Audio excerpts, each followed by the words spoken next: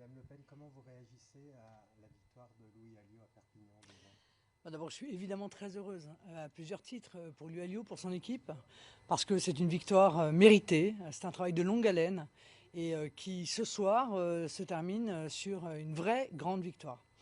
C'est pas seulement d'ailleurs une victoire symbolique, hein, c'est un vrai déclic parce que nous allons aussi pouvoir démontrer que nous sommes capables de gérer des grandes collectivités, ce qui évidemment aura son importance compte tenu des échéances départementales et régionales. Le système a toujours souhaité nous empêcher de démontrer nos capacités dans des grandes collectivités. Il ne pourra plus aujourd'hui le faire. C'est aussi la fin du front anti-républicain en réalité, c'est-à-dire celui qui consistait à tenter de faire battre le Rassemblement national uniquement parce que c'était le Rassemblement national. Donc il y a cette victoire à Perpignan, il y a aussi la victoire évidemment de Ludovic Pajot à Brûel-les-Bussières, qui est une très belle victoire également, une commune dans le Pas-de-Calais, et puis d'autres communes, Moissac, Mazan, Bédaride et d'autres qui vont arriver au fur et à mesure de la soirée. Donc c'est évidemment une satisfaction.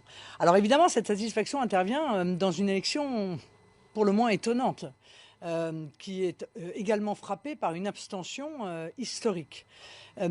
J'ose espérer que cette abstention est liée exclusivement à la crise sanitaire. Je crains que ce ne soit pas obligatoirement le cas.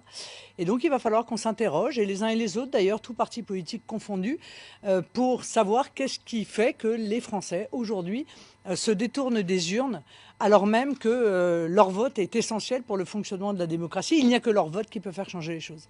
Est-ce que pour revenir sur la victoire de Louis Alliot à Perpignan, ça ne contredit pas votre ligne ni droite ni gauche, sachant que lui est plus proche d'une droite classique?